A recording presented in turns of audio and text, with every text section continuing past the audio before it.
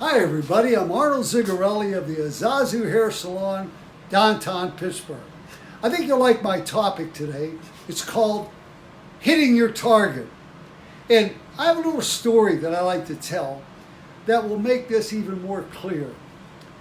Visualize you're at a bazaar or a county fair and there's a booth. And the booth says, hit all 3 balls and you get $25. If you hit 2 of the balls, you get $10. And if you hit 1, these are ping pong balls now, and you only get $5. So people started to line up, and the barker said, come on over and see if you can win the money. So this gentleman and his son are standing there. He said, I'd like to give it a try. He said, what do I have to do? He said, you're going to shoot a BB gun. You get a chance to shoot 3 BBs. And as I told you, you get the prize depending. And if you hit all 3, $25 is yours. So kid said, yeah, Dad, go ahead, try it. So now these balls that are ping pong balls are suspended in the air. And they're going all over the place. So it's not going to be easy to do. So the barker, he gets down and there's a pump. And he gets on his pump and all of a sudden the balls come up and they're spinning and turning. So the guy gets the rifle. Bang, miss. Bang, miss. Bang, miss. Barker said, sorry, buddy. And the little kid says, Dad, can I try it? He said, son, if I can't hit it, how you expect to hit it? He said, I have an idea, Dad. Let me try, please. It's okay. For a quarter, it's not a big investment. So the little kid gets the gun, and he's looking, and man, the air is pushing him all over the place. So the kid takes the gun and he aims. Bang! All the balls fell down. Father said, what did you do? He says, I shot the guy that was working the air pump. He said, oh, geez. My point of my story is, there are a lot of ways to achieve your goals and hitting your different targets. But you got to be careful. If you take a drastic way to do it, you can get in trouble like that kid did. So keep that in mind when you're creating your goals. Think of those ping pong balls, my health, my wealth, my family, my job. They're up in the air and they're always moving. And what you have to do is start off with the premise, I have some goals I want to achieve, some targets I want to hit. And the first thing this person has to do, or you, is you got to find out, can you visualize that particular goal you have in mind? And whatever it is, say you want a new car, or you want a Lexus, or whatever. It starts with your brain creating a picture. Because you don't always get what you want, but you could usually get what you picture. So you start with visualization. Once you have that, then you have to go into what's next. Next thing you have to ask is it doable? Is it possible?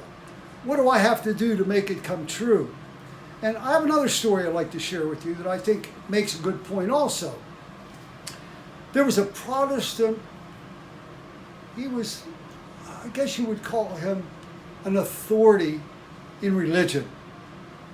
And his goal was to run a 4-minute mile. Nobody in history could ever do it, but he wanted to do it for the love of God. And he trained and trained and trained because he really wanted this so badly. He could see it, he could taste it. He prayed to God for it. And the reason I tell you this, after practicing all this time, Roger Bannister broke the 4-minute mile. The first man in history to ever do it. But here's the funny part. Once he did it, within the next year, a dozen people broke the 4-minute mile. Remember, no one ever did it before. And the reason they were able to do it, because it now seemed doable. It was believable. So when you set these targets up, you got to make sure you really desire it, and you want to make sure that you understand that there's sacrifices and you have to really want to do it. So desire will help you do it now that you know it's believable and doable. Now, after desire, if you want to hit your target, the next thing you have to do is you have to have the drive.